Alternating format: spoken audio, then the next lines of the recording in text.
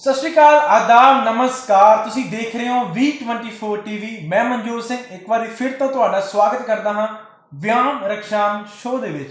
ते जिवें असीं पिछले एपीसोड दे विच गलबात कीती सी व्यायाम रक्षाम बारे, ते अज असीं उस दे बारे गल करांगे ये साडी जिंदगी ते किवें ढुकदा है। ते साडे नाल इस टाइम स्टूडियो दे विच मौजूद ने रोहित सहोता सर। सत श्री अकाल। सब तो पहला बहुत बहुत वेलकम सर, साडे स्टूडियो में तुसीं पहुंचे, अपना कीमती समा सानू दिता। Thank you very much. व्यायाम रक्षाम का मतलब है सैल्फ प्रोटैक्शन, यानी कि अपनी रक्षा आप। जी जी ये साडी जिंदगी ते किवें ढुकदा है? मनजोत जी, इस तरह है कि व्यायाम रक्षाम जिस तरह तुहानू मैं कल भी बड़ा एक व्याख्यान आपां कल कीता सीगा भी की चीज़ है, क्योंकि ये जिहड़ा लफ्ज़ है, लफ्ज़ एक ऐसा संस्कृत दी ते आया जिहड़ा कि आम कॉमन लैंगुएज दे विच आपां नहीं पढ़िया ਜਾਂ नहीं सुनिया ਜਾਂ ग्रंथां दे विच आपां कह लईए कि बड़ा घट सानू नज़र आया, बहुत घट नज़र आया। मैनूं लगदा कि बहुत घट लोकां रेयर ने रेयर है जी ये चीज़ लोकां ने सुनिया होना। बट ये जिहड़े दो लफ्ज़ हैगे व्यायाम रक्षाम, रक्षाम ਇਹ ਦੋ ਲਫ਼ਜ਼ ਹੀ ਆਪਣੇ ਆਪ 'ਚ ਇੰਨੇ ਕੀ ਸੰਪੂਰਨ ਹੈਗੇ ਆ ਕਿ ਜਿਹੜੇ ਕਿ ਪੂਰੀ ਜ਼ਿੰਦਗੀ ਦਾ ਸਾਨੂੰ ਸਾਰ ਦਿੰਦੇ ਆ। ਸਾਰ ਮਤਲਬ ਕਿ ਜੋ ਉਸ ਪਰਮਾਤਮਾ ਨੇ ਸਾਡੀ ਡਿਊਟੀ ਲਗਾਈ ਹੈ, बिल्कुल जी, ਪਰਮ ਪਿਤਾ ਪਰਮਾਤਮਾ ਨੇ ਸਾਨੂੰ ਇਸ ਧਰਤੀ ਤੇ ਭੇਜਿਆ ਹੈ, बिल्कुल जी, ਇੱਕ ਮਕਸਦ ਲਈ ਭੇਜਿਆ ਹੈ। बिल्कुल जी, ਉਸ ਪਰਮਾਤਮਾ ਦੀ ਜਿਹੜੀ ਬਣਾਈ ਹੋਈ ਕੋਈ ਵੀ ਚੀਜ਼, ਚਾਹੇ ਉਹ ਇੱਕ ਕਣ ਹੈ, ਚਾਹੇ ਉਹ ਇੱਕ ਵੱਡੇ ਰੂਪ ਦੇ ਵਿੱਚ ਪਹਾੜ ਹੈ ਜਾਂ ਸਮੁੰਦਰ ਹੈ ਜਾਂ ਮਹਾਸਾਗਰ ਹੈ, मतलब कोई भी चीज़ आ जो भी सानूं ਇੱਕ ਮਹੱਤਵ ਹੈ। महत्व है। ਔਰ ਉਹ ਮਹੱਤਵ ਕੀ ਹੈ ਕਿ ਪਰਮ ਪਿਤਾ ਪਰਮਾਤਮਾ ਨੇ ਸਾਨੂੰ ਇਸ ਧਰਤੀ ਤੇ, ਇਸ ਕਾਇਨਾਤ ਤੇ ਔਰ ਇਸ ਯੂਨੀਵਰਸ ਦੇ ਵਿੱਚ ਕੁਛ ਨਾ ਕੁਛ ਮਕਸਦ ਦੇ ਕੇ ਸਾਨੂੰ ਇੱਥੇ ਭੇਜਿਆ ਹੈ। बिल्कुल जी, हर एक बंदे की कोई ना कोई ਡਿਊਟੀਜ਼ ਵਗੈਰਾ ਲਗਾਈ ਗਈ ਹੈ ਔਰ ਉਸੇ ਡਿਊਟੀ ਨੂੰ ਪਹਿਚਾਣ ਕੇ ਅਸੀਂ ਜਿਹੜਾ ਕਾਰਿਆ ਕਰਨਾ ਹੈ, ਦੈਟ ਇਜ਼ ਵਿਆਮ ਰਕਸ਼ਾਮ। क्या बात है। ਕਿ ਆਪਣੀ ਰਕਸ਼ਾ ਆਪ, ਆਪਣੀ ਰਕਸ਼ਾ ਆਪ ਜਿਹੜੀ ਹੈਗੀ ਆ ਮੀਨਸ ਅਸੀਂ ਆਪਣੇ ਇਸ ਯੂਨੀਵਰਸ ਨੂੰ ਕਿੱਦਾਂ ਬਚਾਉਣਾ ਹੈ, ਇਸ ਪਰਿਆਵਰਨ ਨੂੰ ਅਸੀਂ ਕਿੱਦਾਂ ਬਚਾਉਣਾ ਹੈ, ਜਾਂ ਆਪਣੀ ਲਾਈਫ ਨੂੰ ਕਿੱਦਾਂ ਅਸੀਂ ਆਪਾਂ ਬੈਟਰ ਤਰੀਕੇ ਦੇ ਨਾਲ ਜੀਣਾ ਹੈਗਾ। बिल्कुल ਇਹ ਚੀਜ਼ ਹੈ। ਜਿਵੇਂ ਕਿ ਤੁਹਾਨੂੰ ਪਤਾ ਹੈ ਕਿ ਜਦੋਂ ਪਰਮ ਪਿਤਾ ਪਰਮਾਤਮਾ ਨੇ ਇਸ ਧਰਤੀ ਦੀ ਰਚਨਾ ਕੀਤੀ ਸੀਗੀ, बिल्कुल जी, ਇਸ ਯੂਨੀਵਰਸ ਦੀ ਰਚਨਾ ਕੀਤੀ ਸੀਗੀ, बिल्कुल जी। ਜਿਹਨੂੰ ਕਿ ਆਪਾਂ ਗਲੈਕਸੀਜ਼ ਕਹਿ ਦਿੰਦੇ ਹਾਂ, ਆਕਾਸ਼ ਗੰਗਾ। आकाश गंगा ਜਿਹੜਾ ਸਾਡਾ ਯੂਨੀਵਰਸ ਹੈ ਇਹ ਇੱਕ ਗਲੈਕਸੀ ਹੈ, ਯਾਨੀ ਕਿ ਇੱਕ ਆਕਾਸ਼ ਗੰਗਾ ਹੈ। ਉਸ ਆਕਾਸ਼ ਗੰਗਾ ਦੇ ਵਿੱਚ ਸਾਡਾ ਸੌਰ ਮੰਡਲ ਹੈ। ਉਸ ਸੌਰ ਮੰਡਲ ਦੇ ਵਿੱਚ ਕਈ ਤਰ੍ਹਾਂ ਦੇ ਗ੍ਰਹਿ ਹੈਗੇ ਆ। ठीक है। ਹਰ ਇੱਕ ਗ੍ਰਹਿ ਦਾ ਜਿਹੜਾ ਆਪਣਾ ਮਹੱਤਵ ਹੈ। ਜਿਵੇਂ ਕਿ ਆਪਾਂ ਕਹਿ ਲਈਏ ਕਿ ਜਿਹੜੇ ਧਰਤੀ ਦੇ ਉੱਤੇ ਜੀਵਨ ਪਨਪਣ ਵਾਸਤੇ 5 ਤੱਤਵ ਜਾਂ 5 ਅੰਮ੍ਰਿਤ ਜਿਹੜੇ ਬਣਾਏ ਗਏ ਸੀਗੇ ਸਭ ਤੋਂ ਪਹਿਲਾਂ, बिल्कुल जी। ਜਿਵੇਂ ਕਿ ਸੂਰਜ, सूरज ਪਾਣੀ, ਵਾਯੂ, ਧਰਤੀ ਤੇ ਆਕਾਸ਼। बिल्कुल ਜਦੋਂ ਇਹ ਚੀਜ਼ਾਂ ਆਪਣੇ ਆਪ 'ਚ ਮਿਲਦੀਆਂ ਹੈ ਤੇ ਧਰਤੀ ਦੇ ਉੱਪਰ ਇੱਕ ਨਵੀਂ ਚੀਜ਼ ਦੀ ਰਚਨਾ ਹੁੰਦੀ ਹੈ। ਸੂਰਜ ਦੇ ਵਿੱਚ ਵਿਸਫੋਟ ਹੁੰਦਾ ਹੈ, ਗਰਮੀ ਪੈਦਾ ਹੁੰਦੀ ਹੈ। गर्मी पैदा ਗਰਮੀ ਪੈਦਾ ਹੋਣ ਦੇ ਨਾਲ ਵਾਤਾਵਰਣ ਦੇ ਜਿਹੜੇ ਵਾਸ਼ਪ ਕਣ ਹੁੰਦੇ ਆ ਉੱਪਰ ਉੱਠਦੇ ਆ। ਵਾਸ਼ਪ ਕਣ ਉੱਪਰ ਹੋ ਕੇ ਫਿਰ ਕੰਡੈਂਸ ਹੁੰਦੇ ਆ। ਕੰਡੈਂਸ ਹੋ ਕੇ ਮੀਂਹ ਵਰਸਦੇ ਆ। ਜਦੋਂ ਮੀਂਹ ਧਰਤੀ 'ਤੇ ਵਰਸਦਾ, ਧਰਤੀ ਦੇ ਉੱਤੇ ਜਿਹੜਾ ਅੰਨ ਆ ਉਹ ਪ੍ਰਫੁੱਲਿਤ ਹੁੰਦਾ ਹੈ। क्या ਜਦੋਂ ਅੰਨ ਪ੍ਰਫੁੱਲਿਤ ਹੁੰਦਾ ਹੈ ਤੇ ਜੀਵਨ ਦੀ ਸੰਚਾਲਨ ਹੁੰਦਾ ਹੈਗਾ, ग्रोथ हुई। ਗਰੋਥ ਹੁੰਦੀ ਹੈਗੀ ਆ।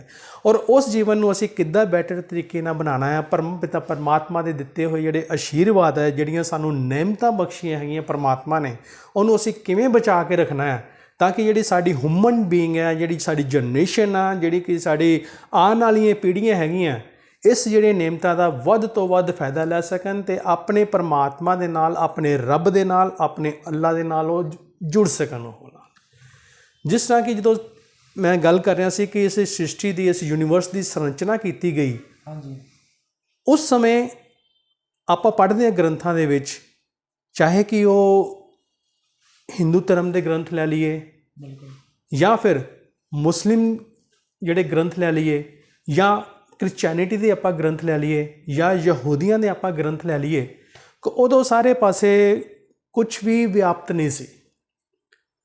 Nothing else. मतलब तुसीं बहुत पहलां दी गल करदे हो। ਬਿਲਕੁਲ from the beginning of the universe ਮੈਂ ਕਹਿ ਰਿਹਾ ਹਾਂ। ਆਕਾਸ਼ ਗੰਗਾ ਦੀ ਜਦੋਂ ਸ਼ੁਰੂਆਤ ਹੋਈ ਸੀਗੀ, ਉਸ ਸ਼ੁਰੂਆਤ ਦੇ ਵਿੱਚ ਇੱਕ ਜਸਟ ਸਵਰ ਸੀ। ਸਵਰ ਯਾਨੀ ਕਿ ਇੱਕ ਐਸੀ ਚੀਜ਼ ਸੀਗੀ ਕਿ ਜਿਹਦਾ ਕੋਈ ਆਧਾਰ ਹੈ ਨਹੀਂ ਸੀਗਾ ਨਾਲ।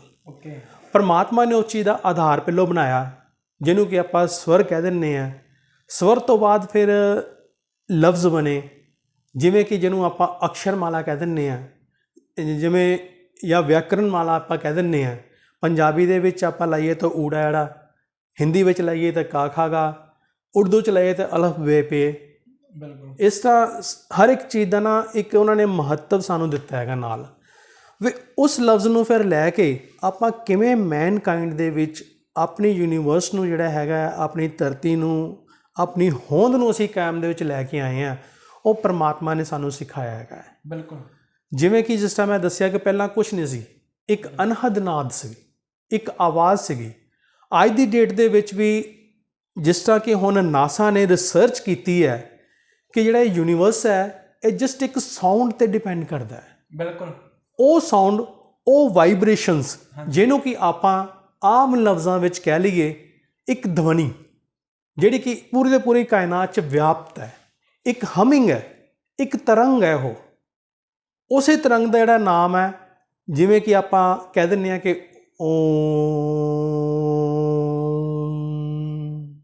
ਇਸ ਤਰ੍ਹਾਂ ਜਿਹੜੇ ਕ੍ਰਿਸਚੈਨਿਟੀ ਦੇ ਵਿੱਚ ਹੈਗੇ ਆ, ਉਹ ਆਪਣਾ ਜਿਹੜਾ ਯਹੋਵਾ ਜਿਸ ਤਰ੍ਹਾਂ ਕਿਹਾ ਗਿਆ ਉਹਦੇ ਵਿੱਚ, ਉਹਨਾਂ ਦੇ ਗ੍ਰੰਥਾਂ ਦੇ ਵਿੱਚ, ਜਾਂ ਜ਼ੰਬੂਰ ਜਿਹੜੀ ਕਿ ਬਾਈਬਲ ਦੀ ਪਹਿਲੀ ਕਿਤਾਬ ਸੀਗੀਆਂ। ਹਾਂਜੀ। ਫਰੋਮ ਦਾ ਆਪਾਂ ਜਿੱਥੋਂ ਕ੍ਰਿਸਚੈਨਿਟੀ ਆਪਾਂ ਸ਼ੁਰੂ ਕਰਨੇ ਆ, ਇਹ ਬਾਈਬਲ ਤੋਂ ਨਹੀਂ ਹੈ ਬਲਕਿ ਯਹੋਵਾ ਜਾਂ ਜ਼ੰਬੂਰ ਤੋਂ ਸੀ। ਜਿਸ ਤਰ੍ਹਾਂ ਕਿ ਮਿਸਰ ਦੇ ਵਿੱਚ ਉਸ ਟਾਈਮ ਫਿਰੌਨ ਦਾ ਰਾਜ ਸੀਗਾ ਸਾਰਾ। ਹਾਂਜੀ। ਅਤੇ ਉਹ ਜਿਹੜੇ ਰਾਜ ਦੇ ਵਿੱਚ ਫਿਰ ਜੋ ਜੋ ਉੱਥੇ ਵਾਪਰਿਆ ਜਾਂ ਜੋ ਜੋ ਦੂਸਰੀ ਕੌਂਟੀਨੈਂਟ 'ਤੇ ਵਾਪਰਿਆ, ਇਸ ਤਰ੍ਹਾਂ ਇਹ ਵੀ ਉਹਨਾਂ ਸਾਊਂਡ ਨੂੰ ਮੰਨਦੇ ਹੈਗੇ ਆ ਕਿ ਪਹਿਲਾਂ ਇੱਕ ਧਵਨੀ ਸੀਗੀ ਸਾਰੇ ਪਾਸੇ। ਉਹ ਧਵਨੀ ਨੂੰ ਅਸੀਂ ਸੁਣ ਸਕਦੇ ਸੀ, ਮਹਿਸੂਸ ਕਰ ਸਕਦੇ ਸੀ, ਪਰ ਉਹਦਾ ਜਿਹੜਾ ਆਕਾਰ ਸੀਗਾ ਦਿੱਤਾ ਗਿਆ, ਉਸ ਆਕਾਰ ਨੂੰ ਫਿਰ ਆਪਾਂ ਕਿਵੇਂ ਪ੍ਰੋਟੈਕਟ ਕੀਤਾ ਅਤੇ ਕਿਵੇਂ ਆਪਣੀ ਧਰਤੀ ਨੂੰ, ਇਸ ਯੂਨੀਵਰਸ ਨੂੰ, ਉਸ ਪਰਮ ਪਿਤਾ ਪਰਮਾਤਮਾ ਨੇ ਸਾਡੇ ਵਾਸਤੇ ਅੱਜ ਜੋ ਅਸੀਂ ਦੇਖ ਰਹੇ ਹਾਂ ਉਹ ਬਣਾਇਆ। ਓਕੇ। ਜਿੰਨੀਆਂ ਵੀ ਪਰਮਾਤਮਾ ਨੇ ਸ੍ਰਿਸ਼ਟੀ ਦੇ ਵਿੱਚ ਜਾਂ ਯੂਨੀਵਰਸਲ ਆਪਾਂ ਕਹਿ ਲਈਏ ਪੂਰੇ ਯੂਨੀਵਰਸ ਦੇ ਵਿੱਚ ਓਰੀਜਨ ਦਿੱਤਾ ਹੈਗਾ, ਚਾਹੇ ਉਹ ਮੈਨਕਾਇੰਡ ਦਾ ਹੈ, ਚਾਹੇ ਉਹ ਵਨਸਪਤੀ ਦਾ ਹੈ, ਚਾਹੇ ਉਹ ਕੀੜੇ ਮਕੌੜੇ ਦਾ ਹੈ। ਬਿਲਕੁਲ। ਅਤੇ ਚਾਹੇ ਉਹ ਜਲਚਰ, ਜਿਹਨੂੰ ਆਪਾਂ ਪਾਣੀ 'ਚ ਰਹਿਣ ਵਾਲੇ ਜੀਵ ਕਹਿ ਦਿੰਦੇ ਹਾਂ, ਚਾਹੇ ਉਹ ਹੈ। ਹਰ ਇੱਕ ਚੀਜ਼ ਦਾ ਇੱਕ ਮਹੱਤਵ ਬਣਾਇਆ, ਅਤੇ ਉਸ ਮਹੱਤਵ ਦੀ ਮਹੱਤਤਾ ਨੂੰ ਸਮਝਦੇ ਹੋਏ ਆਪਾਂ ਕਿਵੇਂ ਆਪਣੀ ਬੈਟਰਮੈਂਟ ਕਰਨੀ ਹੈਗੀ ਆ, ਉਸ ਚੀਜ਼ ਦਾ ਨਾਮ ਵਿਆਮ ਰਕਸ਼ਾਮ ਹੈ, ਯਾਨੀ ਕਿ ਆਪਣੀ ਰਕਸ਼ਾ ਆਪ। ਜੇਕਰ ਸਾਡੀ ਰਕਸ਼ਾ ਹੋਏਗੀ ਤਾਂ ਯੂਨੀਵਰਸ ਇਹ ਬਚੇਗਾ। ਬਿਲਕੁਲ। ਜੇਕਰ ਸਾਨੂੰ ਪਤਾ ਹੋਏਗਾ ਕਿ ਅਸੀਂ ਆਪਣੇ ਯੂਨੀਵਰਸ ਨੂੰ ਕਿਵੇਂ ਬਚਾਉਣਾ ਹੈ, ਆਪਣੇ ਕਲਚਰ ਨੂੰ ਕਿਵੇਂ ਬਚਾਉਣਾ ਹੈ, ਉਸ ਪਰਮਾਤਮਾ ਦੀਆਂ ਬਖਸ਼ੀਆਂ ਹੋਈਆਂ ਦਾਤ ਨੂੰ ਅਸੀਂ ਕਿਵੇਂ ਬਚਾਉਣਾ ਹੈ, ਅਤੇ ਤਾਂ ਹੀ ਇਸ ਜਿਹੜੀ ਦੁਨੀਆ ਦੀ ਜਿਹੜੀ ਹੈ ਬੜੋਤਰੀ ਹੋਣੀ ਹੈਗੀ ਹੈ। ਜਿਸ ਤਰ੍ਹਾਂ ਕਿ ਹੁਣ ਆਪਾਂ ਕਹਿ ਲਈਏ ਕਿ ਜਿਹੜਾ ਸਵਰ ਦਿੱਤਾ ਸਾਨੂੰ ਪਰਮਾਤਮਾ ਨੇ, ਹਾਂਜੀ, ਉਸ ਸਵਰ ਦੇ ਨਾਲ ਅਸੀਂ ਬੋਲਣਾ ਚੱਲਣਾ ਸਿੱਖਿਆ। ਬਿਲਕੁਲ। ਇੰਟਰੈਕਸ਼ਨ ਕਰਨੀ ਅਸੀਂ ਸ਼ੁਰੂ ਕੀਤੀ ਹੈਗੀ ਨਾਲ, ਇੱਕ ਦੂਸਰੇ ਦੇ ਨਾਲ, ਜਿਹਦੇ ਨਾਲ ਕਿ ਸਾਡੀ ਪਹਿਚਾਣ ਬਣੀ ਕਿ ਹਾਂ ਵੀ ਇਹ ਫਲਾਨੀ ਕੰਟੀਨੈਂਟ ਤੋਂ ਹੈ ਜਾਂ ਫਲਾਨੀ ਇਹ ਕੰਟਰੀ ਤੋਂ ਹੈ। ਹਰ ਇੱਕ ਦੀ ਆਪਣੀ ਆਪਣੀ ਲੈਂਗੁਏਜ ਹੈ। ਪਰ ਜਿੱਥੇ ਆਪਾਂ ਕਹਿੰਦੇ ਹਾਂ ਕਿ ਜੇਕਰ ਪਰਮਾਤਮਾ ਨੂੰ ਆਪਾਂ ਪਹਿਚਾਨਣ ਦਾ ਕਹੀਏ ਤਾਂ ਪਰਮ ਪਿਤਾ ਪਰਮਾਤਮਾ ਨੂੰ ਪਹਿਚਾਨਣ ਵਾਸਤੇ ਸਾਨੂੰ ਕਿਸੇ ਸਪੈਸੀਫਿਕ ਲੈਂਗੁਏਜ ਦੀ ਜ਼ਰੂਰਤ ਨਹੀਂ ਹੁੰਦੀ। ਉਹ ਹੁੰਦੇ ਸਾਡੇ ਭਾਵ, ਓਕੇ, ਜਿਹਨੂੰ ਕਿ ਆਪਾਂ ਭਾਵਨਾਵਾਂ ਕਹਿ ਦਿੰਦੇ ਹਾਂ। ਹਾਂਜੀ, ਬਿਲਕੁਲ। ਜਾਂ ਉਹ ਤਰੰਗਾਂ ਜਿਹੜੀਆਂ ਕਿ ਸਾਡੇ ਇਨਰ ਤੋਂ ਉੱਠਦੀਆਂ, ਉਹ ਤਰੰਗਾਂ ਜਿਹਦੇ ਨਾਲ ਅਸੀਂ ਦੇਖਦੇ ਹਾਂ, ਉਹ ਤਰੰਗਾਂ ਜਿਨ੍ਹਾਂ ਨੂੰ ਅਸੀਂ ਮਹਿਸੂਸ ਕਰਦੇ ਹਾਂ।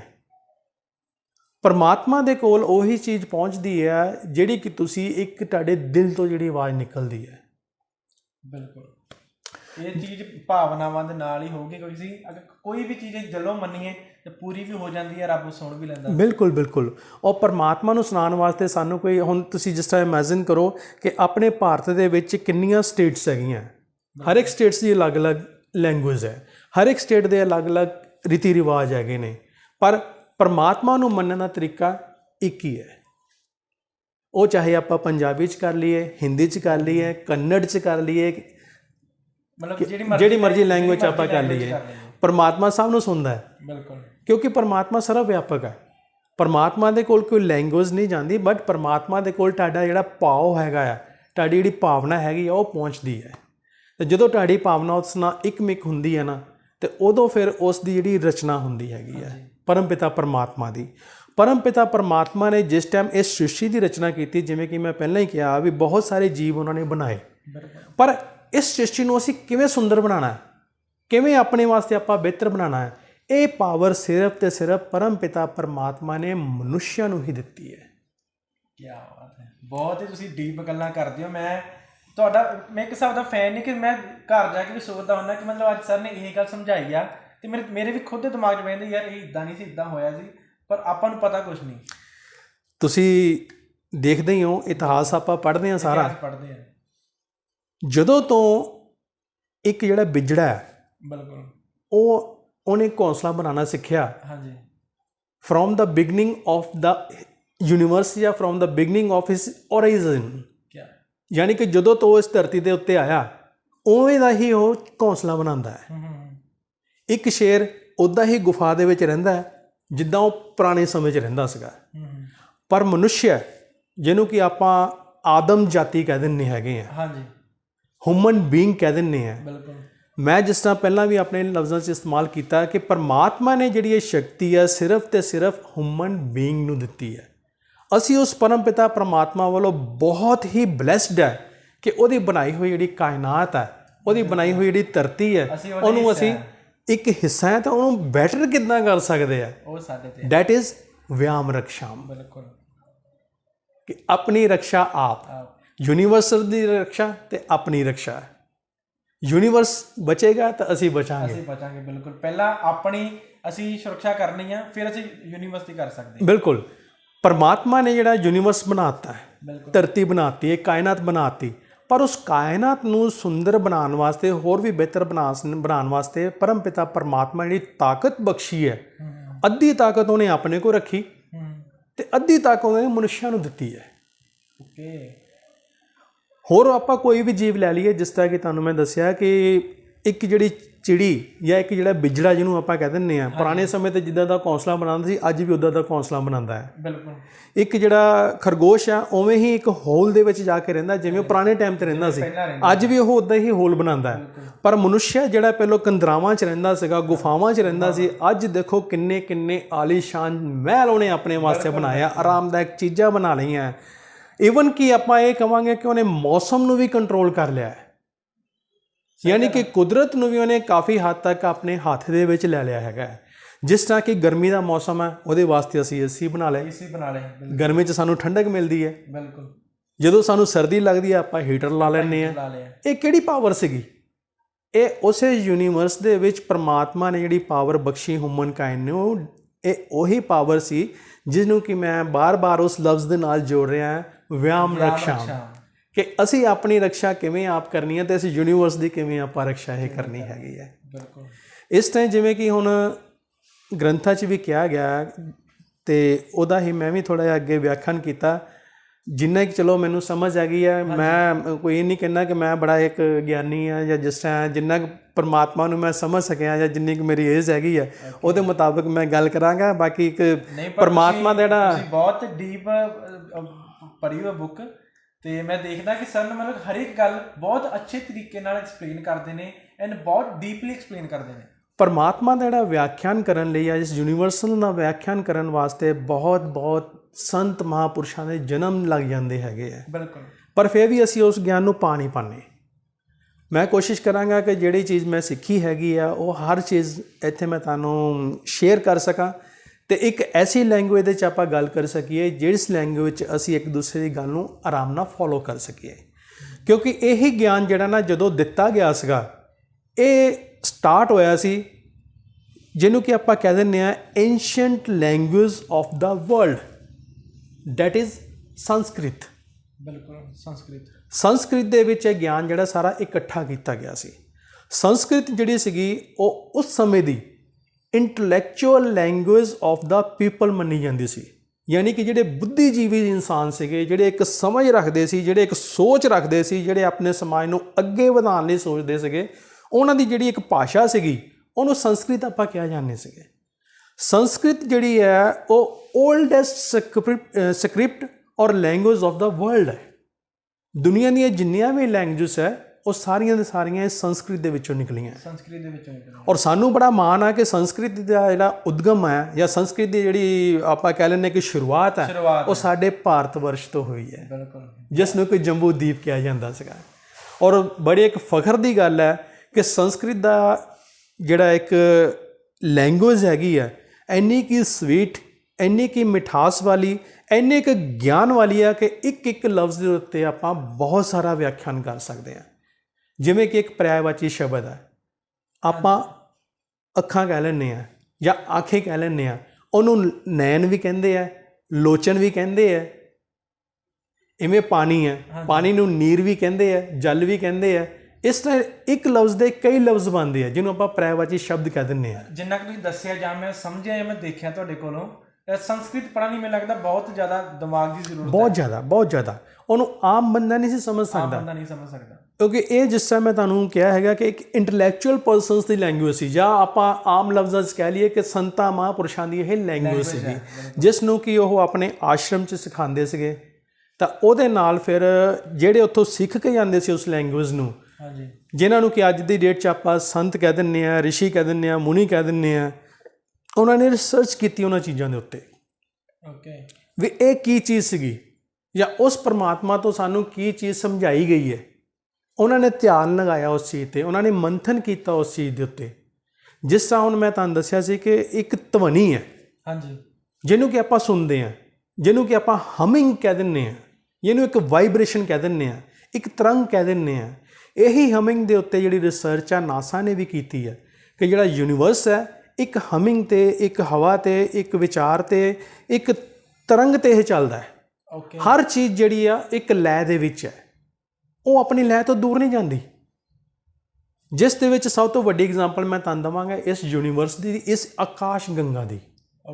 ਆਕਾਸ਼ ਗੰਗਾ ਨੂੰ ਆਪਾਂ ਦੇਖੀਏ ਤਾਂ ਆਕਾਸ਼ ਗੰਗਾ ਦੇ ਵਿੱਚ ਕਈ ਯੂਨੀਵਰਸ ਹੈ, ਕਈ ਧਰਤੀਆਂ ਹੈਗੀਆਂ। ਇਸੇ ਚੀਜ਼ ਨੂੰ ਅਗਰ ਆਪਾਂ ਕਹਿੰਦੇ ਆ ਕਿ ਜਿਹੜੇ ਇੱਕ ਪਰਮਾਤਮਾ ਨੇ ਹਰ ਇੱਕ ਚੀਜ਼ ਨੂੰ ਇੱਕ ਬੰਨ੍ਹ ਕੇ ਰੱਖਿਆ ਹੈ, ਹਰ ਇੱਕ ਚੀਜ਼ ਨੂੰ ਇੱਕ ਸਾਧ ਕੇ ਰੱਖਿਆ ਹੈ, ਹਰ ਚੀਜ਼ ਨੂੰ ਇੱਕ ਲੈਅ ਦੇ ਵਿੱਚ ਰੱਖਿਆ, ਤਾਂ ਜਿਹੜੀ ਚੀਜ਼ ਉਸੇ ਲੈਅ ਦੇ ਵਿੱਚ ਚੱਲਦੀ ਹੈ। ਸੂਰਜ ਘੁੰਮਦਾ ਹੈ, ਉਹ ਇੱਕ ਜਗ੍ਹਾ ਦੇ ਉੱਤੇ ਹੈਗਾ, ਉਹ ਉਸੇ ਤਰ੍ਹਾਂ ਹੀ ਉਹਦੇ 'ਚ ਵਿਸਫੋਟ ਹੁੰਦੇ ਆ ਅਤੇ ਸਾਰੇ ਦੇ ਸਾਰੇ ਗ੍ਰਹਿ ਉਹ ਤੋਂ ਸ਼ਕਤੀ ਪ੍ਰਾਪਤ ਕਰਦੇ ਆ, ਉਹ ਤੋਂ ਐਨਰਜੀ ਪ੍ਰਾਪਤ ਕਰਦੇ ਆ, ਤਾਂ ਉਹਦੇ ਲਾਗੇ ਅੱਗੇ ਘੁੰਮਦੇ ਆ। ਉਹ ਹਰ ਇੱਕ ਦਾ ਇੱਕ ਟਰੈਕ ਹੈ, ਆਪਣੇ ਟਰੈਕ ਤੋਂ ਬਾਹਰ ਨਹੀਂ ਆਉਂਦਾ। ਜਿਹੜੇ ਵੀ ਆਪਾਂ 9 ਗ੍ਰਹਿ ਆਪਾਂ ਮੰਨਦੇ ਹੈਗੇ ਆ, ਜਿਸ ਤਰ੍ਹਾਂ ਕਿ ਸੈਚਰਨ ਹੋ ਗਿਆ, ਜਾਂ ਬੁੱਧ ਗ੍ਰਹਿ ਹੋ ਗਿਆ, ਜਾਂ ਸ਼ੁਕਰ ਗ੍ਰਹਿ ਹੋ ਗਿਆ, ਜਾਂ ਮੰਗਲ ਗ੍ਰਹਿ ਹੋ ਗਿਆ, ਜਿਹੜੇ ਕਿ ਪ੍ਰਭਾਵਿਤ ਕਰਦੇ ਹੈਗੇ ਸਾਡੇ ਯੂਨੀਵਰਸ ਨੂੰ। ਹਰ ਇੱਕ ਗ੍ਰਹਿ ਦਾ ਇੱਕ ਆਪਣਾ ਮਹੱਤਵ ਹੈ। ਹਰ ਇੱਕ ਗ੍ਰਹਿ ਇੱਕ ਲੈਅ ਦੇ ਵਿੱਚ ਘੁੰਮਦਾ ਹੈਗਾ, ਉਸ ਲੈਅ ਤੋਂ ਕਦੀ ਭਟਕਦਾ ਨਹੀਂ ਹੈ। ਜਦੋਂ ਆਪਣੀ ਲੈਅ ਤੋਂ ਹਟਦਾ ਹੈ ਤਾਂ ਉਸ ਟਾਈਮ ਆਪਾਂ ਕਹਿੰਦੇ ਹਾਂ ਕਿ ਲਓ ਜੀ ਅੱਜ ਗ੍ਰਹਿਣ ਲੱਗ ਗਿਆ ਹੈਗਾ। ਜਿਵੇਂ ਕਿ ਧਰਤੀ ਦੇ ਵਿੱਚ ਅਤੇ ਸੂਰਜ ਦੇ ਵਿੱਚ ਚੰਦਰਮਾ ਆ ਜਾਏ ਤਾਂ ਉਹ ਇੱਕ ਗ੍ਰਹਿਣ ਲੱਗ ਜਾਂਦਾ, ਇਵੇਂ ਹੀ ਉਹ ਚੀਜ਼ ਹੁੰਦੀ ਹੈਗੀ ਹੈ। ਨਾਲ ਪਰਮਾਤਮਾ ਨੇ ਜਿਹੜੀ ਚੀਜ਼ ਬਣਾਈ ਹੈ, ਇੱਕ ਸਵਰ 'ਚ ਬਣਾਈ ਹੈ, ਇੱਕ ਲੈਅ 'ਚ ਬਣਾਈ ਹੈ, ਇੱਕ ਤਰੰਗ ਦੇ ਵਿੱਚ ਬਣਾਈ ਹੈ, ਔਰ ਉਸ ਤਰੰਗ ਤੋਂ ਉਸ ਲੈਅ ਤੋਂ ਨਹੀਂ ਉੱਠਦਾ। ਨਹੀਂ ਤਾਂ ਧਰਤੀ ਜਿਹੜੀ ਕਿ ਆਪਾਂ ਉਹਦੀ ਮੈਜ਼ਰਮੈਂਟ ਕਰ ਲਈਏ ਤਾਂ ਕਈ ਦੇਖੋ ਕਿਲੋਮੀਟਰ ਤੱਕ ਆਪਣੇ ਖੜੀ ਆ ਉਹ ਨਾਲ। ਬਟ ਧਰਤੀ ਤੋਂ ਬਾਹਰ ਵੀ ਜਿਹੜੇ ਯੂਨੀਵਰਸ ਹੈਗਾ, ਧਰਤੀ ਤੋਂ ਬਾਹਰ ਵੀ ਆਪਾਂ ਬ੍ਰਹਸਪਤੀ ਗ੍ਰਹਿ ਲੈ ਲਈਏ, ਉਹ ਵੀ ਇੱਕ ਸੀਮਿਤ ਦਾਇਰੇ ਦੇ ਵਿੱਚ ਖੜ੍ਹਾ ਹੈ, ਸਦੀਆਂ ਤੋਂ ਉੱਥੇ ਹੀ ਖੜ੍ਹਾ ਹੈ ਉਹ, ਔਰ ਉਸੇ ਦਾਇਰੇ ਦੇ ਵਿੱਚ ਘੁੰਮਦਾ ਹੈ। ਨਹੀਂ ਤਾਂ ਜੇਕਰ ਕੋਈ ਸ਼ਕਤੀ ਇੱਦਾਂ ਦੀ ਨਾ ਹੁੰਦੀ ਤਾਂ ਉਹਦਾ ਟਰੈਕ ਬਦਲ ਸਕਦਾ ਸੀ। ਧਰਤੀ ਥੱਲੇ ਦੀ ਵੀ ਜਾ ਸਕਦੀ ਸੀ, ਉਹ ਉੱਪਰ ਨੂੰ ਵੀ ਜਾ ਸਕਦੀ ਸੀ। ਸਚਰਨ ਜਿਹੜਾ ਇਸ ਤਰ੍ਹਾਂ ਕਰਕੇ ਘੁੰਮਦਾ ਹੈਗਾ ਆਪਣੇ ਚੱਕਰਾਂ ਦੇ ਨਾਲ, ਉਹ ਇੱਦਾਂ ਵੀ ਘੁੰਮ ਸਕਦਾ ਸੀਗਾ, ਉਹ ਕ੍ਰੋਸ ਦੇ ਵਿੱਚ ਵੀ ਘੁੰਮ ਸਕਦਾ ਸੀ, ਪਰ ਨਹੀਂ। ਪਰਮਾਤਮਾ ਨੇ ਜਿਹੜੀ ਇਹ ਕਾਇਨਾਤ ਬਣਾਈ ਹੈ ਉਹਨੂੰ ਇੱਕ ਲੈਅ 'ਚ ਰੱਖਿਆ ਹੈ, ਤਾਂ ਕਿ ਜਦ ਤੱਕ ਆਪਾਂ ਉਸ ਲੈਅ 'ਚ ਚੱਲਾਂਗੇ ਤਾਂ ਯੂਨੀਵਰਸ ਜਿਹੜਾ ਬਚਿਆ ਰਹੇਗਾ। ਜਦ ਤੱਕ ਅਸੀਂ ਉਸ ਇੱਕ ਦਾਇਰੇ 'ਚ ਰਵਾਂਗੇ ਆਪਣੇ, ਅਤੇ ਯੂਨੀਵਰਸ ਬਚਿਆ ਰਹੇਗਾ। ਜਦੋਂ ਆਪਾਂ ਉਹ ਦਾਇਰਾ ਲੰਘਦੇ ਹਾਂ ਅਤੇ ਅੱਜ ਦੀ ਡੇਟ 'ਚ ਤੁਸੀਂ ਦੇਖਦੇ ਹਾਂ ਕਿ ਜਿਵੇਂ ਆਪਾਂ ਪਰਿਆਵਰਨ ਨੂੰ ਛੇੜਛਾੜ ਕੀਤੀ ਤਾਂ ਉਹਦੇ ਜੋ ਨਤੀਜੇ ਸਾਨੂੰ ਭੁਗਤਣੇ ਪੈ ਰਹੇ ਆ, ਸਾਡੀ ਹਿਊਮਨ ਕਾਈਂਡ ਨੂੰ ਭੁਗਤਣੇ ਪੈ ਰਹੇ ਆ, ਉਹ ਆਪਣੇ ਸਾਹਮਣੇ ਹੈ। ਜਿਵੇਂ ਕਿ ਸਭ ਤੋਂ ਵੱਡੀ ਐਗਜ਼ਾਮਪਲ ਅੱਜ ਦੀ ਡੇਟ 'ਚ ਕੋਵਿਡ। ਲੇਟੈਸਟ ਜਿਹੜਾ ਮੁੱਦਾ ਆ ਕੋਵਿਡ ਦਾ ਚੱਲ ਰਿਹਾ, ਅਤੇ ਦੂਸਰਾ ਹੈਗਾ ਆਕਸੀਜਨ ਦਾ ਨਾਮ। ਪਰਮ ਪਿਤਾ ਪਰਮਾਤਮਾ ਨੇ ਜਦੋਂ ਸ੍ਰਿਸ਼ਟੀ ਦੀ ਰਚਨਾ ਕੀਤੀ ਤਾਂ ਹਰ ਚੀਜ਼ ਦਾ ਇੱਕ ਬੈਲੈਂਸ ਰੱਖਿਆ ਹੈ। ਇਹ ਹੁਣ ਅਨਬੈਲੈਂਸ ਕਿਵੇਂ ਹੋ ਗਿਆ? ਇੱਕ ਤਾਂ ਕੋਵਿਡ ਚੱਲਦੀ ਮਹਾਮਾਰੀ ਦਾ ਇਲਾਜ ਪੂਰੇ ਦੇਸ਼ ਵਿੱਚ ਹੀ ਨਹੀਂ ਸੀਗਾ, ਲਾਈਕ 2020 ਦੇ ਵਿੱਚ ਇਸ ਦਾ ਇਲਾਜ ਹੈ ਨਹੀਂ ਸੀ, ਅਤੇ ਹੁਣ 2021 ਦੇ ਵਿੱਚ ਵੈਕਸੀਨੇਸ਼ਨ ਆ ਗਈ, ਬਟ ਫਿਰ ਵੀ ਐਵਰੀ ਡੇ 4000 ਤੋਂ ਵੱਧ ਨਵੇਂ ਮਾਮਲੇ ਸਾਹਮਣੇ ਆ ਰਹੇ ਨੇ ਕਰੋਨਾ ਦੇ। ਅਤੇ ਹੁਣ ਕਰੋਨਾ ਮਹਾਮਾਰੀ ਤੋਂ ਪਹਿਲਾਂ ਲੋਕ ਬਹੁਤ ਡਿਪਰੈਸਡ ਸੀ, ਪਰੇਸ਼ਾਨ ਸੀ। ਅਤੇ ਦੂਸਰੀ ਬਿਮਾਰੀ ਹੈਗੀ ਆਕਸੀਜਨ ਦੀ। ਮੈਂ ਜਿਸ ਟਾਈਮ ਆਪਣੀ ਪਹਿਲਾਂ ਇੱਕ ਇੰਟਰਵਿਊ ਹੋਈ ਸੀਗੀ ਜਿਹੜੀ ਕਿ ਬੜੇ ਵਿਸਤਾਰਪੂਰਵਕ ਢੰਗ ਨਾਲ ਕੋਵਿਡ ਦੇ ਉੱਤੇ ਹੀ, ਹਾਂਜੀ ਉਹਦੇ ਵਿੱਚ ਇੱਕ ਗੱਲ ਤੁਹਾਨੂੰ ਕਹੀ ਸੀਗੀ ਕਿ ਇਹ ਜਿਹੜੀ ਕੋਵਿਡ ਹੈ ਇਹ ਕੋਈ ਨਵੀਂ ਬਿਮਾਰੀ ਨਹੀਂ ਹੈ ਨਹੀਂ ਹੈ ਤੇ ਇਹ ਇਲਾਜ ਵੀ ਹੈ ਨਹੀਂ ਵੀ ਇਹਦਾ ਇਲਾਜ ਹੀ ਨਹੀਂ ਹੈ। ਇਸ ਦਾ ਇਲਾਜ ਤਾਂ ਲੱਖਾਂ ਹਜ਼ਾਰਾਂ ਸਾਲ ਪਹਿਲਾਂ ਸਾਡੇ ਗ੍ਰੰਥਾਂ 'ਚ ਦਿੱਤਾ ਪਿਆ ਹੈ। ਨਹੀਂ ਉਹ ਤੁਸੀਂ ਕਿੱਦਾਂ ਮਤਲਬ ਦੇ ਉਹ ਇਸ ਤਰ੍ਹਾਂ ਹਾਂ ਕਿ ਜਿਵੇਂ ਕਿ ਆਪਾਂ ਦੇਖੀਏ ਕਿ ਸਾਡੇ ਜਿਹੜੇ ਸਨਾਤਨ ਗ੍ਰੰਥ ਨੇ ਹਾਂਜੀ ਜਿਨ੍ਹਾਂ ਨੂੰ ਕਿ ਆਪਾਂ 4 ਵੇਦ ਕਹਿ ਦਿੰਦੇ ਹਾਂ, ਹਾਂਜੀ ਉਹਨਾਂ ਵੇਦਾਂ 'ਚੋਂ ਅੱਗੇ ਉਪਵੇਦ ਹੈ, ਵੇਦਾਂ 'ਚੋਂ ਉਪਨਿਸ਼ਦ ਹੈ, ਉਹਨਾਂ 'ਚੋਂ ਹੋਰ ਵੀ ਅੱਗੇ ਸਾਡੀਆਂ ਹਰ ਇੱਕ ਚੈਪਟਰ 'ਤੇ ਅਲੱਗ-ਅਲੱਗ ਕਿਤਾਬ ਜਿਹੜੀ ਲਿਖੀ ਗਈ ਹੈ। ਇਵੇਂ ਕਿ ਜਿਹੜਾ ਯਜੁਰਵੇਦ ਹੈਗਾ, ਯਜੁਰਵੇਦ ਦੇ ਵਿੱਚ ਸਾਨੂੰ ਇਹ ਚੀਜ਼ਾਂ ਦੱਸੀਆਂ ਹੋਈਆਂ ਕਿ ਅਸੀਂ ਯੱਗ ਕਿੱਦਾਂ ਕਰਨੇ ਆ, ਅਸੀਂ ਆਪਣਾ ਮੰਤਰੋਚਾਰਨ ਕਿੱਦਾਂ ਕਰਨਾ ਹੈ, ਅਸੀਂ ਉਸ ਤਰੰਗਾਂ ਨੂੰ ਕਿਵੇਂ ਪੈਦਾ ਕਰਨਾ ਹੈਗਾ, ਜਿਹੜੀਆਂ ਤਰੰਗਾਂ ਇਸ ਯੂਨੀਵਰਸ ਨੂੰ ਚਲਾਉਂਦੀਆਂ, ਇਸ ਯੂਨੀਵਰਸ ਨੂੰ ਚਲਾਉਣ ਦੀ ਪਾਵਰ ਰੱਖਦੀਆਂ ਹੈਗੀਆਂ, ਓਕੇ ਉਹਨਾਂ ਨੂੰ ਕਿੱਦਾਂ ਅਸੀਂ ਜਨਰੇਟ ਕਰਨਾ ਹੈ ਔਰ ਉਹਨਾਂ ਨੂੰ ਜਨਰੇਟ ਕਰਕੇ ਕਿਵੇਂ ਅਸੀਂ ਆਪਣੀ ਬੈਟਰਮੈਂਟ ਵਾਸਤੇ ਉਹਨੂੰ ਯੂਜ਼ ਕਰਨਾ ਹੈ। ਜਿਸ ਤਰ੍ਹਾਂ ਕਿ ਹੁਣ ਜਿਹੜਾ ਸੂਰਜ ਹੈ, ਇਹ ਸੂਰਜ ਇਕੱਲਾ ਇਹ ਨਹੀਂ ਹੈ ਕਿ ਸਾਰੇ ਦੇ ਸਾਰੇ ਗ੍ਰਹਿ ਦੇ ਅੱਗੇ ਘੁੰਮਦੀ ਹੈ ਅਤੇ ਸਾਨੂੰ ਜੀਵਨ ਦਿੰਦਾ ਹੈ। ਸੂਰਜ ਦੇ ਕੋਲੋਂ ਜਾਂ ਸੂਰਜ ਦੇ ਵਿੱਚ ਜਿਹੜੀ ਖਾਸੀਅਤ ਹੈਗੀ ਆ ਉਹ ਸਾਰੀ ਧਰਤੀ ਨੂੰ ਸੰਭਾਲਣ ਦੀ, ਸਾਰੇ ਕਾਇਨਾਤ ਨੂੰ ਸੰਭਾਲਣ ਦੀ ਹੈ। ਸੂਰਜ ਦੇਖੋ ਤਪਦਾ ਹੈ ਅਤੇ ਇਹ ਧਰਤੀ ਦੇ ਉੱਪਰ ਬਾਰਿਸ਼ ਹੁੰਦੀ ਹੈ, ਬਿਲਕੁਲ ਬਾਰਿਸ਼ ਹੁੰਦੀ ਹੈ ਅਤੇ ਧਰਤੀ ਦੇ ਉੱਤੇ ਵਨਸਪਤੀ ਉੱਗਦੀ ਹੈ, ਗਰੋਥ ਹੁੰਦੀ ਵਨਸਪਤੀ ਜਿਹੜੀ ਉੱਗਦੀ ਹੈਗੀ ਉਸ ਵਨਸਪਤੀ ਨੂੰ ਅਸੀਂ ਅਲੱਗ-ਅਲੱਗ ਢੰਗ ਦੇ ਨਾਲ ਯੂਜ਼ ਕਰਦੇ ਹਾਂ, ਜਿਹਨੂੰ ਕਿ ਆਪਾਂ ਆਮ ਲੈਂਗੁਏਜ 'ਚ ਜੜੀ ਬੂਟੀਆਂ ਕਹਿ ਦਿੰਦੇ ਹਾਂ। ਬਿਲਕੁਲ ਫਿਰ ਉਹ ਜੜੀ ਬੂਟੀਆਂ ਦੇ ਨਾਲ ਅਸੀਂ ਆਪਣਾ ਇਲਾਜ ਕਰਦੇ ਹਾਂ। ਇਹ ਸਾਰੀ ਇੱਕ ਪੱਧਤੀ ਸੀਗੀ ਜਿਹਨੂੰ ਕਿ ਆਪਾਂ ਅੱਜ ਦੀ ਡੇਟ 'ਚ ਜਿਵੇਂ ਆਮ ਲੈਂਗੁਏਜ 'ਚ ਕਹਿ ਦਿੰਦੇ ਹਾਂ, ਇੱਕ ਵਿਗਿਆਨ ਸੀਗਾ ਇਹ। ਇਸੇ ਵਿਗਿਆਨ ਨੂੰ ਜਿਹੜਾ ਪੂਰੀ ਤਰ੍ਹਾਂ ਇੱਕ ਗ੍ਰੰਥ ਵਿੱਚ ਜਿਹੜਾ ਸੰਭਾਲਿਆ ਜਾਂ ਸਮੇਟਿਆ, ਉਹ ਮੈਂ ਤੁਹਾਨੂੰ ਇੱਥੇ ਦੱਸਣਾ ਚਾਹਾਂਗਾ ਕਿ ਉਹ ਪਤੰਜਲੀ ਜੀ ਸੀਗੇ, ਸਾਡੇ ਮਹਾਰਿਸ਼ੀ ਜੀ, ਪਤੰਜਲੀ ਜੀ, ਜਿਨ੍ਹਾਂ ਦਾ ਆਪਾਂ ਅੱਜ ਕੱਲ੍ਹ ਨਾਮ ਵੀ ਬੜਾ ਸੁਣਦੇ ਹਾਂ, ਪਤੰਜਲੀ ਤਾਂ ਬਹੁਤ ਫੇਮਸ ਆ ਉਹ ਪਤੰਜਲੀ ਜੀ, ਪਤੰਜਲੀ ਜੀ। ਬਟ ਪਤੰਜਲੀ ਜੀ ਨੇ ਉਹ ਜਿਹੜੀਆਂ ਕਿਰਿਆਵਾਂ ਸੀਗੀਆਂ, ਉਹ ਜਿਹੜਾ ਯੋਗ ਸੀਗਾ, ਇਹ ਜਿਹੜੀ ਆ ਇੱਕ ਜੜੀ ਬੂਟੀਆਂ ਦਾ ਮੇਲ ਸੁਮੇਲ ਸੀਗਾ, ਕਿਵੇਂ ਲਿੱਤਾ, ਕਿੱਥੋਂ ਲਿੱਤਾ। ਪਤੰਜਲੀ ਜੀ ਦਾ ਨਾਮ ਤਾਂ ਅੱਜ ਮਸ਼ਹੂਰ ਹੋ ਗਿਆ, ਬਟ ਪਤੰਜਲੀ ਜੀ ਤੋਂ ਵੀ ਪਹਿਲਾਂ ਇੱਕ ਨਾਮ ਜਿਹੜਾ ਮਸ਼ਹੂਰ ਸੀਗਾ ਉਹ ਸੀ ਧਨਵੰਤਰੀ ਜੀ ਦਾ, ਜਿਨ੍ਹਾਂ ਨੂੰ ਕਿ ਆਯੁਰਵੇਦ ਦੇ ਜਨਮਦਾਤਾ ਮੰਨਿਆ ਜਾਂਦਾ ਹੈ, ਓਕੇ, ਜਾਂ ਦਵਾਈਆਂ ਦੇ ਦੇਵਤਾ ਜਿਹਨਾਂ ਨੂੰ ਮੰਨਿਆ ਜਾਂਦਾ ਹੈ। ਧਨਵੰਤਰੀ ਜੀ ਤੁਸੀਂ ਸੁਣ ਕੇ ਹੈਰਾਨ ਹੋਵੋਗੇ, ਜਿਨ੍ਹਾਂ ਤੋਂ ਇਸ ਚੀਜ਼ ਦੀ ਸਟਾਰਟਿੰਗ ਜਿਹੜੀ ਹੋਈ, ਜਿਨ੍ਹਾਂ ਨੇ ਸਾਨੂੰ ਇਹ ਪੂਰੇ ਦਾ ਪੂਰਾ ਗਿਆਨ ਦਿੱਤਾ ਸਾਰਾ, ਧਨਵੰਤਰੀ ਜੀ ਨੇ, ਵੀ ਜੜੀ ਬੂਟੀਆਂ ਕੀ ਹੈ, ਇਹਨੂੰ ਆਪਾਂ ਹੁਣ ਸਪੋਜ਼ ਇੱਕ ਘਾਹ ਆ, ਹਾਂਜੀ, ਤੁਸੀਂ ਦੇਖਿਆ ਹੋਣਾ ਕਿ ਜਦੋਂ ਬਰਸਾਤ ਹੁੰਦੀ ਹੈ, ਡੌਗ ਨੂੰ ਤਾਂ ਇਹ ਚੀਜ਼ ਕਿਸੇ ਨੇ ਨਹੀਂ ਸਿਖਾਈ, ਪਰ ਡੌਗ ਬਰਸਾਤ ਦੇ ਦਿਨਾਂ ਦੇ ਵਿੱਚ ਘਾਹ ਦੀਆਂ ਜਿਹੜੀਆਂ ਕੋਪਲਾਂ ਨਾਲ ਉਹ ਚਬਾਉਂਦਾ ਹੈ। ਜਦੋਂ ਕੋਪਲਾਂ ਨੂੰ ਚਬਾਉਂਦਾ ਹੈ ਤੇ ਉਹਦੇ ਵੋਮਟਿੰਗ ਹੁੰਦੀ ਹੈ, ਉਹਦੀ ਵੋਮਟਿੰਗ ਨਾਲ ਉਹਦਾ ਜੋ ਵੀ ਅੰਦਰ ਮੈਦਾ ਉਹਦਾ ਖਰਾਬ ਹੁੰਦਾ ਹੈ ਜਾਂ ਰੇਸ਼ਾ ਹੁੰਦੀ ਆ, ਉਹ ਸਾਰੀ ਉਹਨਾਂ ਦਿਨਾਂ 'ਚ ਬਾਹਰ ਨਿਕਲ ਜਾਂਦੀ ਹੈ। ਇਹ ਇੱਕ ਕੁਦਰਤੀ ਸਿਖਾਈ ਹੋਈ ਚੀਜ਼ ਹੈ। ਇਸੇ ਚੀਜ਼ਾਂ ਨੂੰ ਜਿਹੜਾ ਉਹ ਧਨਵੰਤਰੀ ਜੀ ਨੇ ਪੂਰਾ ਦੇਖਿਆ ਔਰ ਸਿੱਖਿਆ, ਸਿੱਖਣ ਤੋਂ ਬਾਅਦ 'ਚੋਂ ਉਹਨੂੰ ਇੱਕ ਗ੍ਰੰਥ ਦੇ ਵਿੱਚ ਪਰੋਇਆ। ਧਨਵੰਤਰੀ ਜੀ ਤੋਂ ਵੀ ਪਹਿਲਾਂ ਜਿਹੜੀ ਆਪਾਂ ਕਹਿ ਦਿੰਦੇ ਹਾਂ ਕਿ ਇਹਦੇ 'ਚ ਆਯੁਰਵੇਦ ਦੇ ਸੀਗੇ ਅਸ਼ਵਨੀ ਕੁਮਾਰ ਮੰਨਿਆ ਜਾਂਦਾ ਹੈ। ਅਸ਼ਵਨੀ ਕੁਮਾਰ ਜਿਹੜੇ ਸੀਗੇ ਉਹ ਸੂਰਜ ਦੇ ਪੁੱਤਰ ਸੀ। ਅੱਛਾ, ਅਸ਼ਵਨੀ ਕੁਮਾਰ ਸੂਰਜ ਦੇ ਪੁੱਤਰ ਸੀਗੇ, ਜਿਨ੍ਹਾਂ ਨੇ ਕਿ ਇਹ ਸਾਰੀਆਂ ਖੋਜਾਂ ਕੀਤੀਆਂ। ਮਤਲਬ ਇਹ ਟੌਪਿਕ ਬਹੁਤ ਹੀ ਇੰਟਰਸਟਿੰਗ ਲੈਵਲ ਬਹੁਤ ਇੱਕ ਦੇ ਨਾਲ ਇੱਕ ਜੇ ਕੜੀ ਦੀ ਕੜੀ ਜੁੜਦੀ ਆ। ਹੁਣ ਜਿਸ ਤਰ੍ਹਾਂ ਪਤੰਜਲੀ ਜੀ ਤੁਹਾਨੂੰ ਦੱਸਿਆ, ਪਤੰਜਲੀ ਤੋਂ ਪਹਿਲਾਂ ਫਿਰ ਤੁਹਾਨੂੰ ਦੱਸ ਦਿੱਤਾ ਵੀ ਧਨਵੰਤਰੀ ਜੀ ਤੋਂ ਪਹਿਲਾਂ ਫਿਰ ਆਪਾਂ ਦੱਸਿਆ ਅਸ਼ਵਨੀ ਕੁਮਾਰ ਜੀ ਸੂਰਿਆ ਦੇਵ ਦੇ ਜਿਹੜੇ ਪੁੱਤਰ ਸੀਗੇ, ਉਹਨਾਂ ਤੋਂ ਪਹਿਲਾਂ ਸੂਰਿਆ ਦੇਵ ਜੀ। ਸੂਰਿਆ ਦੇਵ ਤੋਂ ਵੀ ਆਪਾਂ ਪਹਿਲਾਂ ਚੱਲੀਏ ਤਾਂ ਜਿਨ੍ਹਾਂ ਨੂੰ ਆਪਾਂ ਮਹਾਦੇਵ ਕਹਿ ਦਿੰਦੇ ਹਾਂ, ਸ਼ਿਵ, ਸ਼ੰਕਰ ਔਰ ਰੁਦਰ, ਹਾਂਜੀ, ਇਹਨਾਂ ਨੇ ਉਹਨਾਂ ਤੋਂ ਗਿਆਨ ਲਿੱਤਾ ਸੀਗਾ ਸਾਰਾ। ਤਾਈਓ ਜਿਹੜੇ ਸ਼ਿਵ ਜੀ ਨੂੰ ਪਹਾੜਾਂ ਦੇ ਦੇਵਤਾ ਮੰਨਿਆ ਜਾਂਦਾ ਹੈ, ਹਿਮਾਲਿਆ ਦੇ ਦੇਵਤਾ ਮੰਨਿਆ ਜਾਂਦਾ ਹੈ ਔਰ ਸਰਚਰ ਮੰਨਿਆ ਜਾਂਦਾ ਹੈ, ਜਿਨ੍ਹਾਂ ਨੇ ਕਿ ਇਸ ਜਿਹੜੀ ਵਿੱਦਿਆ ਨੂੰ ਸਪਰੈਡ ਕੀਤਾ। ਸ਼ਿਵ ਜੀ ਦੇ ਕੋਲ ਤਾਂ ਇੱਕ ਐਸੀ ਵਿੱਦਿਆ ਸੀ ਜਿਹਦੇ ਨਾਲ ਕਿ ਆਪਾਂ ਮਰੇ ਹੋਏ ਜੀਵਾਂ ਨੂੰ ਆਪਾਂ ਸਜੀਵ ਕਰ ਦਿੰਦੇ ਸੀ। ਬਿਲਕੁਲ। ਔਰ ਤੁਸੀਂ ਹੈਰਾਨ ਹੋਵੋਗੇ ਸੁਣ ਕੇ, ਆਪਾਂ ਦੇਖਦੇ ਤਾਂ ਜ਼ਰੂਰ ਆ ਸਾਰੀਆਂ ਗੱਲਾਂ, ਪਰ ਉਸਨੂੰ ਆਪਾਂ ਮਹਿਸੂਸ ਨਹੀਂ ਕਰਦੇ, ਮੰਥਨ ਨਹੀਂ ਕਰਦੇ ਉਹਨਾਂ ਗੱਲਾਂ ਦਾ।